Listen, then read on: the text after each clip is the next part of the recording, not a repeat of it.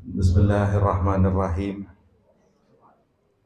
Assalamualaikum warahmatullahi wabarakatuh.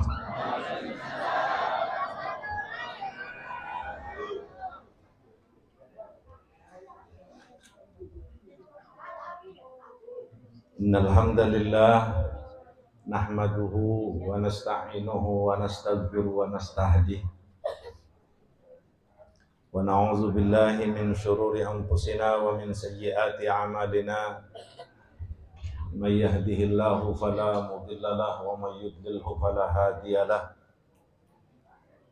Asyhadu an la ilaha illallah wahdahu la syarika lah wa asyhadu anna sayyidana wa imamana Muhammadan abdullah wa rasuluh.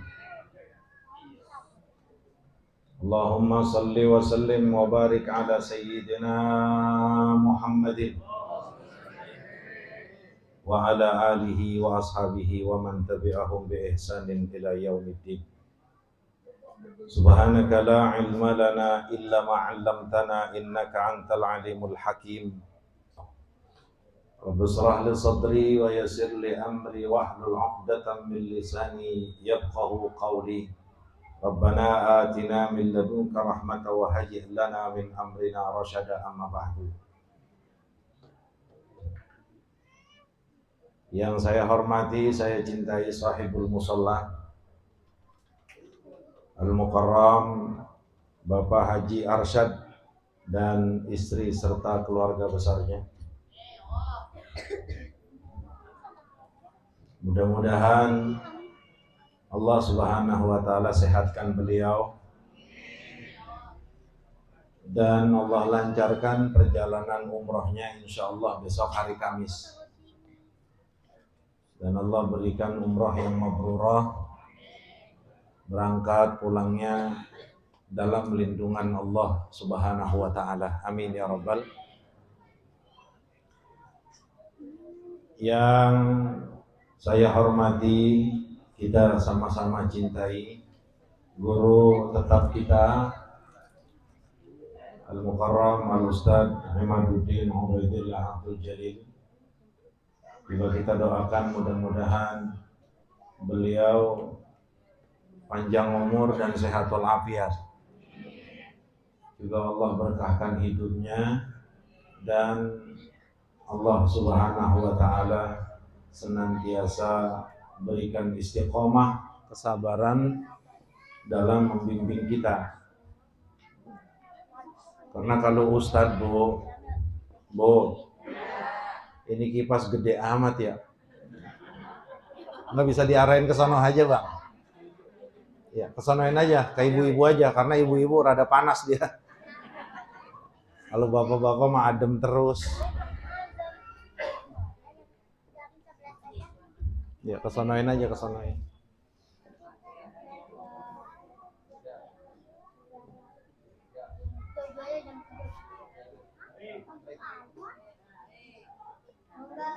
Nyampe di mana tadi Bu? Iya, kipas kalau kebangetan kencang juga masuk angin. Ceramah kagak kembung perut. Bener kagak? Yang saya hormati, saya cintai para orang tua, para guru. Di sini ada Bang Ahbab, doain Bang Ahbab lagi sakit. Allah angkat penyakitnya ya Allah. Allah sehatkan. Allah berikan kepulihan ya Allah ya Rabb. Anta syafi la shifaa illa shifauka shifaan la yughadiru saqama. Juga Abang Duki, Pak Ikhwan, siapa lagi orang tuanya? Siapa lagi Lo sebutin dari situ biar gua sebutin. Bang Gunus, Bang Maskur, semuanya daya yang saya kagak sebutin. Nanti kalau yang namanya kagak kesebut, WhatsApp ke saya aja, saya bikin status langsung. Terus juga para afadilah, para guru-guru, para ustadz, Al-Mukarram, Ustadz Ahmad Nasir, Ustadz Abdul Sabur, Ustadz Ilyas, Ustadz Masim orang tua kita, terus juga Ustadz Ahmad Baihaqi, Ustadz Abdul Jawaz, ada Mai? Ada. Dan yang saya hormati seluruh bapak-bapak pada sehat. Ini maafin. Sebenarnya layaknya pantasnya saya di sana duduk. Cuman tadi dapat bisikan Ustadz ini yang ngundang, saya ini yang ngundang bukan bapak-bapak katanya. Loh, siapa? Ibu-ibu. Terus saya tanya sama panitia, terus ibu-ibu emang maunya bagaimana? Kalau mau ibu-ibu sih katanya Ustadz di tengah-tengah situ. Ya, cuman saya keberatan kalau apa di tengah-tengah itu, makanya saya ambil tengah di sini. Jadi mohon maaf bapak-bapak harus madep sini ya. Jadi ya mudah-mudahan maafin. Terus ibu-ibu yang saya hormati, Umi, ya Allah, Pak Haji pesah semuanya ibu-ibu saya, bibi saya, enci saya ada semuanya. Ya Allah kayak ngaji Selasa dong ini kita. Ya biar Jipa sehat semuanya. Pada sehat tapi udah pada makan? Ah, belum. Lah jujur amat ya. Ini maulid kita baru pertama kali di musola, tapi memang kagak dapat makan. Jadi ya terima aja lah. Iya.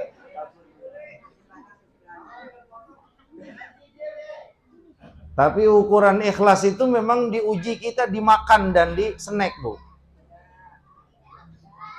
Kalau ibu-ibu nih ikhlas, yang nggak dapat snack, yang nggak ditaruhin nampan buah, tetap redok, nggak apa-apa itu kan orang-orang tua kita, berarti ibu ikhlas. Tapi kalau ibu-ibu di belakang, enak banget dia mau ya mentang-mentang di depan ada nampan buah, nah itu udah nggak ikhlas. Tapi yang di depan pun harus bisa mengerti perasaan yang di belakang. Artinya oper-oper lah. Bener gak kira-kira? Cocok loh berarti. Sama loh. Saya sebelum jadi ustadz pernah jadi sama jamaah kayak gini. Jadi ustadz tuh kadang-kadang yang di depan kan yang di depan doang disediain tuh. Kita tiba ngiler gini aja. Ternyata ustadznya ngerti itu, dilemparin pisang apa semuanya gitu kan. Alhamdulillah. Terus juga yang saya hormati panitia dari pihak ibu-ibu, Ibu Nini, semuanya ibu-ibu saya, jamaah saya malam Jumat yang sampai sekarang belum mulai-mulain udah 3 tahun. Ya biar pada sehat semuanya ya Bu, terima kasih. Hadirin dan hadirat dan seluruh panitia. Seluruh panitia ya Allah, saya doakan mudah-mudahan capeknya dibalas oleh Allah dunia dan akhirat. Ngantuknya Allah balas dengan kebahagiaan dunia akhirat. Infaknya juga ya Allah jadikan sebagai bekal yang memberatkan kebaikannya kelak nanti di akhirat ya Rabbal. Hadirin dan hadirat majelis maulid yang dimuliakan Allah Subhanahu wa taala. Tadi Ustadz Imad udah bilang. Jadi ukuran kita pengen selamat di akhirat dibicaranya. Di dunia demikian. Itu sebenarnya simple dan gampang, Pak. Ukuran kita bahagia pengen selamat di akhirat, ini sebuah kemudahan yang Allah Subhanahu wa taala berikan kepada kita sebagai umat Sayyidina Muhammad, itu gampang banget. Cukup Bapak, Ibu senang, bahagia, tapi tulus dari hati, ya enggak? Tentang maulidnya Nabi, itu doang.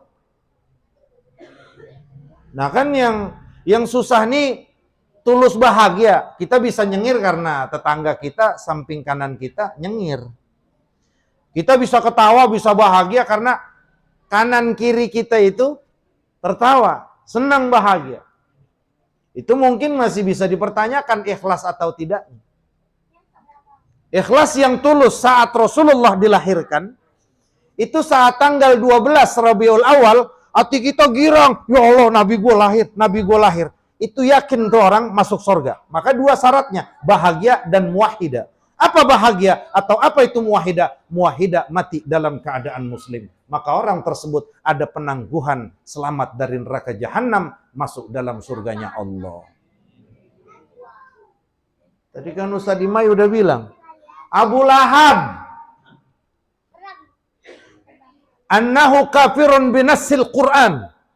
Orang kalau kafirnya itu langsung ditetapkan oleh Allah di dalam Al-Quran. Tabbat yada abi lahabiw. Jelas itu. Kafirnya jelas. Wa annahu yuhawwan wa yukhawwaf. Itu setiap hari Senin, ibu bapak, diringankan oleh Allah azabnya. Kemudian Allah Subhanahu wa ta'ala berikan kekuatan dan daya, tangannya itu bisa mengeluarkan air, sehingga Abu Lahab setiap hari Senin dia bisa minum dan bisa ringan azabnya di neraka jahanam. Annahu kafir wa mata 'alal quf.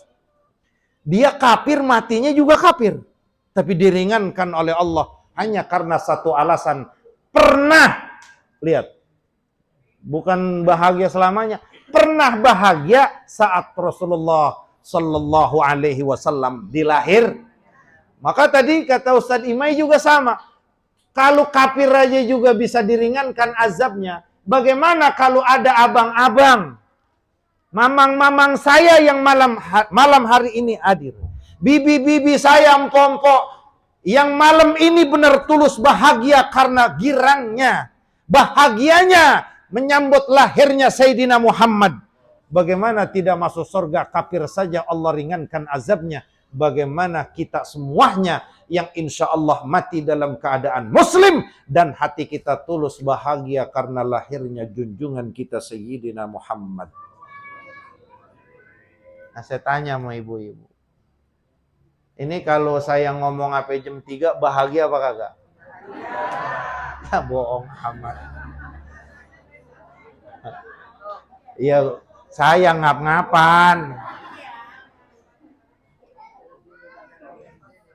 Bahagia enggak, Bu? Sama Maulid ini bahagia. Makanya kalau yang infak tuh ya, kan kita datang kayak panitia, baik bapak-bapak, ibu-ibu, ngirim proposal atau yang lain. Saat itu sambutan kita, Pak, kalau memang mau infak silakan buat Maulid.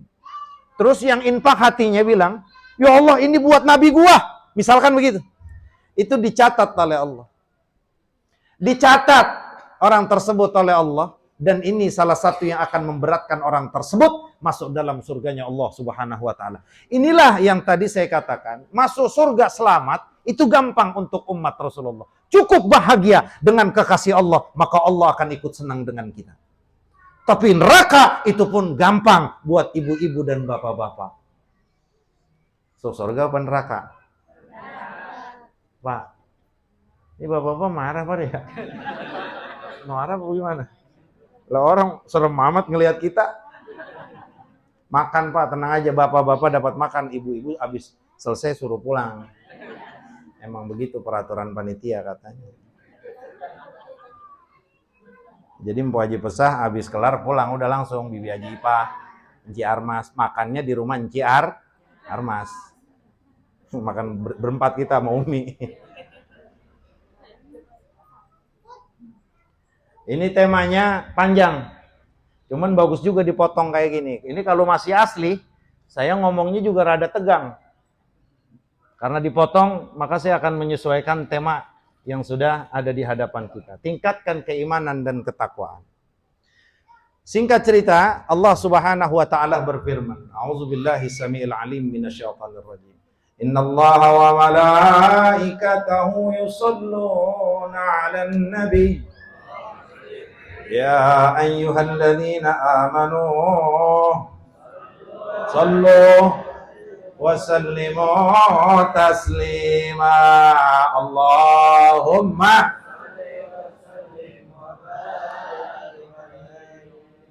makanya kalau orang Jati Cempaka nggak ada yang nggak masuk surga, semua masuk surga, yakin, amin. Kenapa?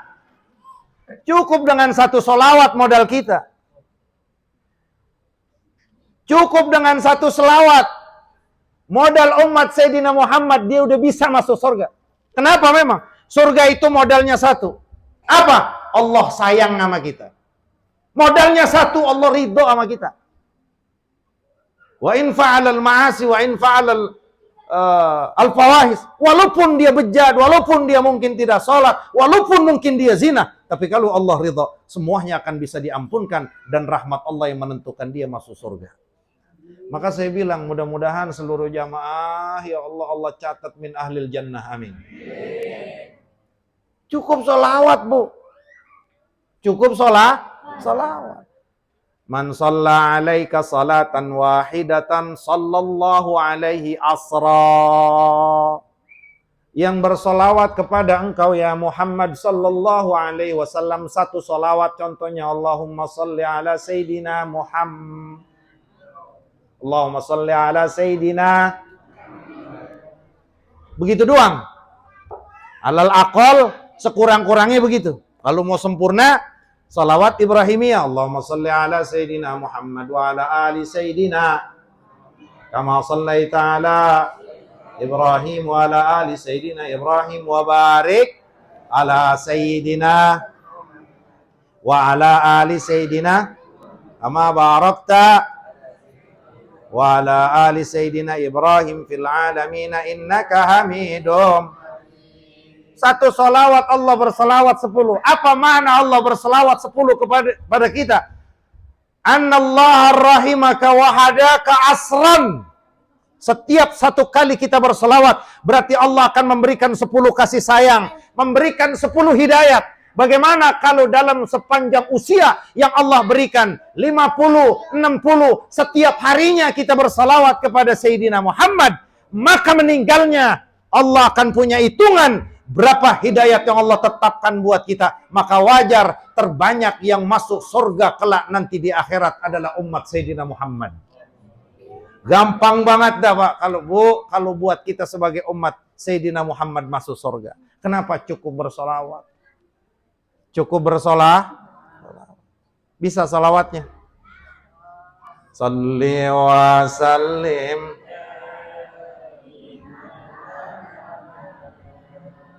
Salli wa sallim daiman mada wal ali wal ashab wal ali wal ashab fi man qad wahada. Segitu aja Allah sudah berselawat.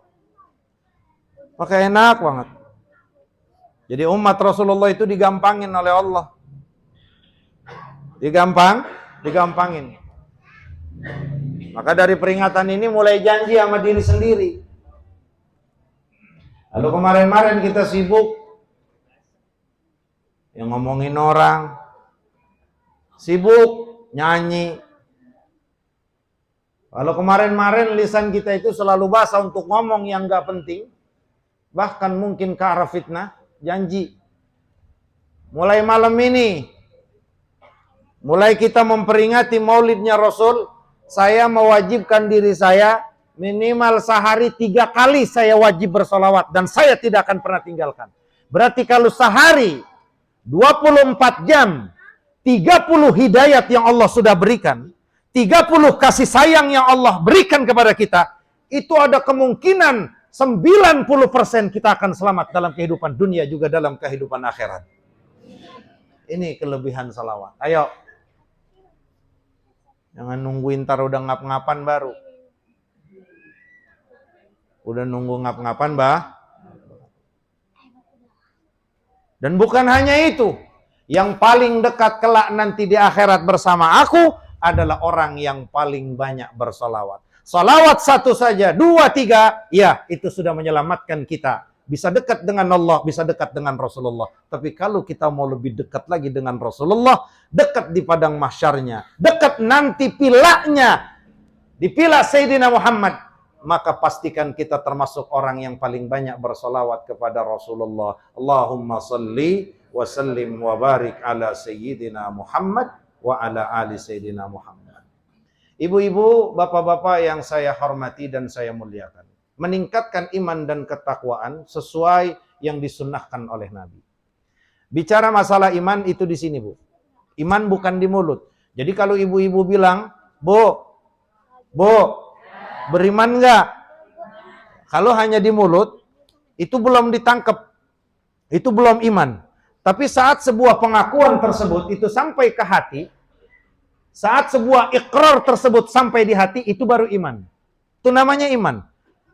Maka kalau kita berulang-ulang bilang, amantu billah, amantu billah, amantu billah, amantu billah, hanya mulut, dan ini tidak meresap dalam hati, sampai mendarah daging, maka itu belum dikatakan iman. Iman itu dalam hati. Makanya dalam definisi ulama ahli sunnah, al-iman, an-nutqu bil lisan, al-iqraru bil jinan, wal amalu bil arkan. Itu namanya iman. Pada saat kita mengucapkan, asyhadu an la ilaha wa asyhadu anna muhammadan, itu ngucap kita. Selamatnya hanya di dunia. Tapi saat itu meresap dalam hati, aku bersaksi, hati kita bilang, aku bersaksi tidak ada Tuhan kecuali Allah. Ditaruh di hati. Dan aku bersaksi Nabi Muhammad utusan Allah. Dimantapkan dalam hati, itu iman. Kalau ucapan la ilaha illallah Muhammad Rasulullah, kita ucapkan di lisan, kita jadikan prinsip, kita letakkan dalam hati sanubari yang paling dalam, dan kita jadikan darah daging yang kuat, maka itu ada jaminan selamat dunia dan akhirat. Meningkatkan keimanan, karena iman tempatnya di hati, itu yazidu wa yankusu. Itu bisa tambah, bisa kurang. Bagaimana supaya tambah? Nah, ayat yang tadi kita bacakan, innallaha wa malaikatahu yusalluna 'alan nabi. Ninggiin iman. Ini sebagaimana ulama-ulama kita atur, ulama-ulama kita susun dari Al-Quran dan Sunnah. Yang pertama, kenalin Allah dulu, Bu. Ibu kenal sama Allah? Bu, itu kalau yang di tengah dapat snack nggak? Begini semuanya jawabnya? Enggak, dapat. Udah makan, udah habis? Iya, boros amat kalau habis. Pak. Nyaut, jangan kayak orang ngambek, Pak. Ya Allah. Baru 15 menit udah marah, Roman. Saya baru bangun sehat ini, alhamdulillah. Kondisi saya sudah baik. Karena Ustadz Imai, Pak Ikhwan, Bang Ahbab, Bang Duki, Bang Haji Arsad, ya saya mau. Walaupun sebenarnya beberapa kemarin itu saya masih nolak karena belum kuat banget, masih suka keringet dingin. Insya Allah doain saya biar sehat, Bang. Iman itu tambah dan kurang. Tambahnya itu yang pertama kenal Allah. Bapak udah kenal sama Allah. Ya Pak, kita orang Islam, Pak. Kita orang kenal Allah gak? Kita semuanya mudah-mudahan sudah kenal dengan Allah. Amin ya Rabbal. Nah, cuman singkat di sini, lihat. Innallaha, bahwasanya Allah. Siapa itu Allah? Ini ibu-ibu tolong diperhatikan. Kita ngaji ya, Bu. Saat Abul Mundhir, atau nama lainnya Ubay bin Ka'ab, salah satu penghafal Al-Quran dari sahabat Nabi, ditanya oleh Rasulullah, ya Abul Mundhir, ayu ayatin fil Qur'ani ma'aka a'zam.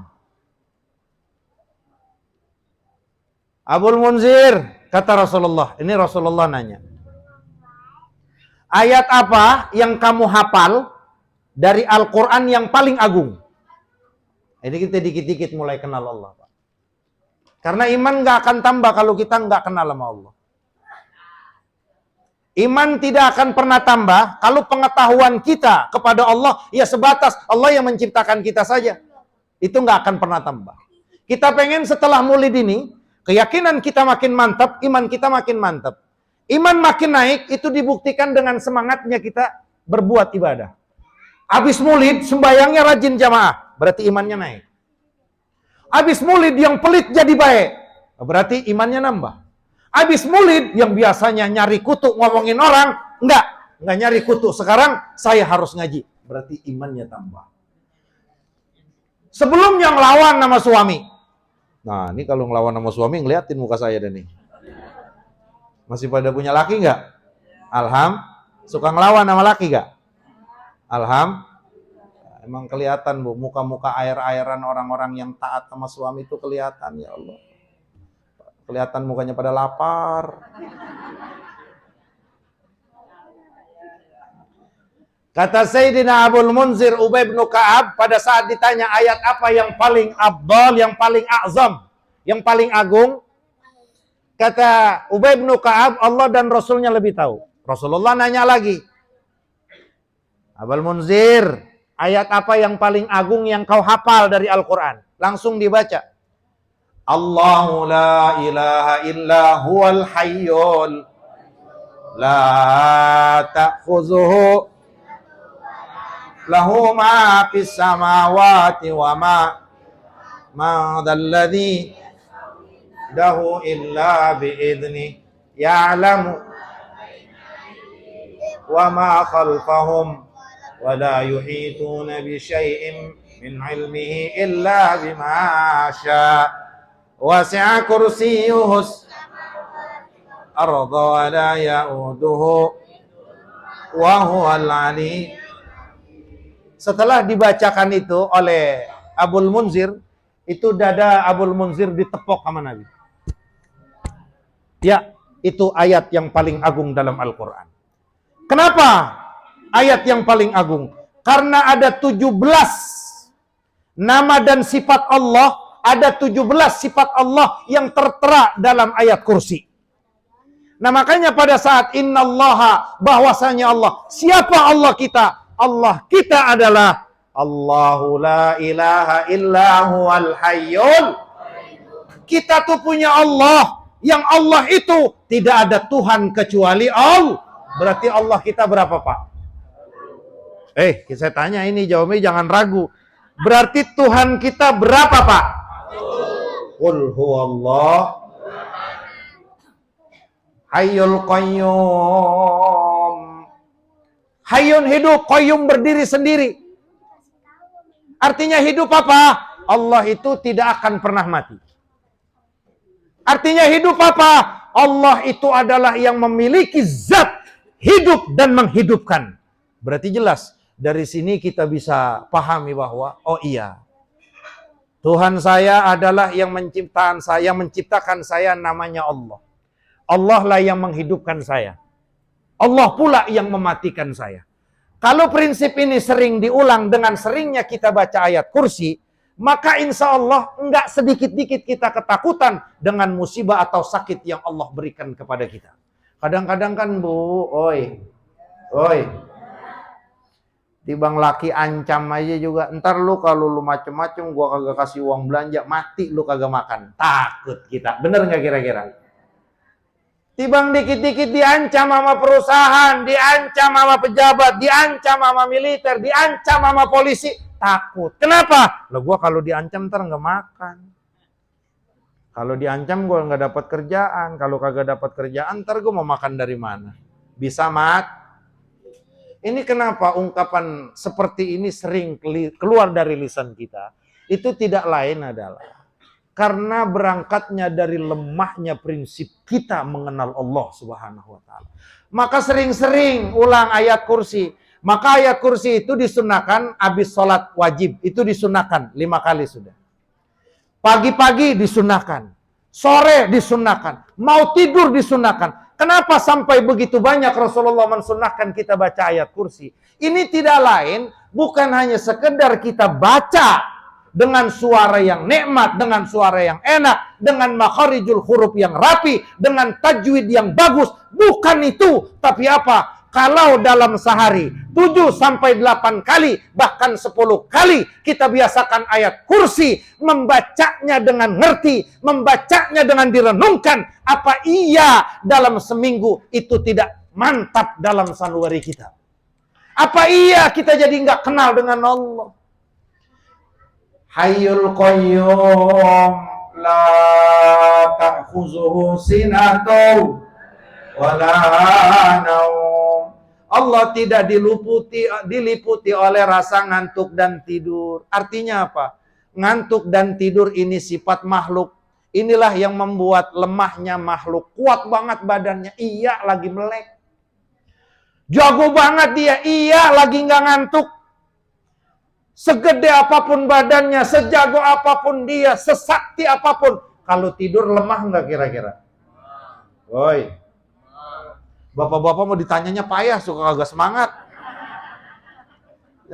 Kuenya udah habis juga om kok. Benar nggak kira-kira? Keker banget, kayak saya lah, kan romannya keker banget ini ya. Coba kalau lagi ngantuk. Lah kayak orang dongo.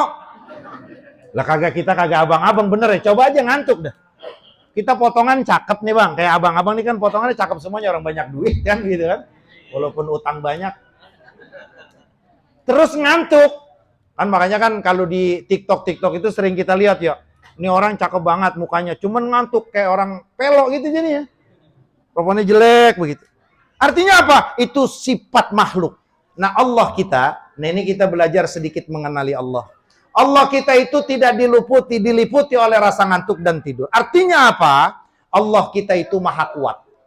Berarti tidak ada satu titik pun kelemahan pada zat Allah. Ingetin itu Bu. Artinya kalau Allah tidak ngantuk, Allah tidak tidur, artinya pantauan Allah untuk hambanya itu nggak akan pernah selip sedikit pun. Dimanapun, kapanpun yang kita lakukan, Allah tahu dan taunya itu sempurna. Tidak akan pernah terhalang oleh apapun. Karena Allah la ta'khuzuhu sinatu. Lahu ma fis samawati wa ma fil ard. Ya Allah, ternyata Allah gua, kalau kata orang Betawi, dia itu yang punya langit beserta isinya, yang punya bumi beserta isinya. Coba bayangin Po Haji Besar. Kita kadang-kadang takut sama orang kaya karena kekayaannya. Kadang-kadang kita hormat tapi nyungkep sama orang kaya karena kekayaannya, karena pangkatnya, karena kekuatannya. Kenapa kita nggak pernah nyungkep? Sujud gua iya, tapi sujudnya semua formalitas. Kapan kita sujud kepada Allah? Saat kita katakan Subhana rabbiyal a'la wa bihamdi, dan saat itu kita sadar, ya Rabb, aku adalah kecil, aku adalah miskin, aku adalah hambamu, Kaulah yang maha besar. Pernah nggak pada saat sujud kita terlintaskan dalam hati kita seperti itu? Itu nggak pernah. Bahkan tasbihnya juga buru-buru. Subhana rabbiyal a'la, subhana rabbiyal a'la, subhana rabbiyal a'la. Benar nggak? Benar nggak? Karena kenapa? Kok bisa seperti itu? Enggak saya, enggak abang-abang. Karena prinsip ini, itu belum ada dalam hati kita. Coba kalau kita bayangin. Ya Allah, ini di dunia aja manusia kayak begini banyak. Bandanya, mobilnya, jabatannya, apa saja. Ini bukan hanya di dunia. Lillahi ma fis samawati wa ma fil ard. Yang ada di langit beserta isinya, bintang, bulan, semua makhluk yang kita nggak tahu kecuali Allah, itu punya Allah, milik Allah, ciptaan Allah, geraknya tergantung Allah. Berarti Allah kaya apa miskin? Kaya apa miskin? Berarti Allah kita itu kaya banget. Yang di langit dan bumi isinya punya Allah. Semuanya ciptaan Allah. Semua dalam genggaman Allah. Berarti Allah kaya banget. Kalau Allah kaya banget dan itu terpatri kuat dalam hati kita, maka insya Allah enggak gampang putus asa. Iya benar, gue selama ini yang ngidupin abang lo. Iya benar, selama ini yang ngidupin abang lo. Sekarang abang lo udah meninggal. Gua nggak putus asa, Ji. Kenapa? Karena ada atau tidak abangku, ada atau tidak suamiku, bukan dia yang menentukan rizki, bukan dia pemiliknya, tapi Allah. Suami adalah perantara sebab sampainya rizki Allah kepada kita. Artinya saat kita dilepas dari pekerjaan, dilepas dari usaha, dilepas dari suami, ditinggal meninggal istri atau suami, hati kita nggak gampang putus asa. Kenapa? Suami saya boleh meninggal, perusahaan boleh bangkrut, tapi Allah yang ngasih rizki itu akan selalu hidup selama-lamanya. Lahu ma fis samawati wa ma fil ardi, dzalladzi yashfa'u 'indahu illa bi'izni. Mulai kenal sama Allah nggak? Itu Allah kita. Yang gerakin ibu-ibu kemari, yang gerakin bapak-bapak itu Allah, Pak. Yang memposisikan kedudukan abang-abang kerja sampai sekarang ini, yang PNS, yang jadi direktur, yang ngojek, itu Allah. Orang kita makan gampang banget ngagul. Lu mobil lu baru, loh iya gua. Pundaknya udah naik aja begitu, bener kagak? Lah, lu bisa dapat kerja gaji gede kayak begini, ya gua kan sekolahnya di luar. Lagi gue mah lancar bahasa Inggris, bukan kayak lu blow on. Nginanya pinter banget. Artinya saat itu dia udah mulai lupa. Makanya kan saya sering bilang di pengajian, Fir'aun udah ribuan tahun meninggal. Fir'aun lah manusia yang Allah catat dalam Al-Quran pernah ngaku sebagai Tuhan. Model kayak dia nggak ada, tapi prinsip Fir'aun itu dibawa sampai sekarang pada umat Rasulullah. Kenapa? Ngaku Tuhannya enggak. Tapi ngaku kalau dia kuat, ngaku kalau dia punya, ngaku kalau ini adalah hasil jeripayah saya, ngaku kalau ini atas kemampuan ilmu saya, mampu karena ini adalah jabatan saya. Apakah itu bukan Fir'aun? Tanamkan prinsip-prinsip ini sebagai bentuk pengenalan kita kepada Allah Subhanahu. Innallaha wa malaikatahu yusalluna 'alan nabi. Sebagian kita udah kenal dengan Allah.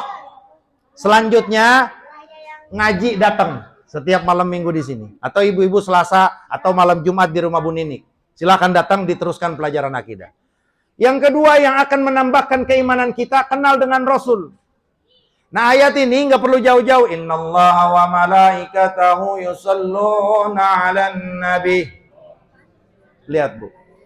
Satu ketika sebagaimana yang disebutkan Sa'id Al-Khudri, Sa'id bin Jubair an Abdullah bin Abbas. Itu kata Abdullah bin Abbas saat Sayyidina Musa ditanya oleh Bani Israel. Musa, ya. Fahal shalla alaika rabbuk? Apakah Tuhan kamu berselawat kepada engkau ya Musa? Ini kata Bani Israel. Sayyidina Musa nggak berani jawab. Saat itu juga Allah turunkan wahyu kepada Sayyidina Musa. Musa, kata Allah, jawab, iya, Allah berselawat kepada aku. Ini tidak dimuat mungkin di dalam Injil. Ini tidak dimuat mungkin salawat Allah di dalam Taurat. Tapi lihat, Allah muat salawatnya Sayyidina Muhammad.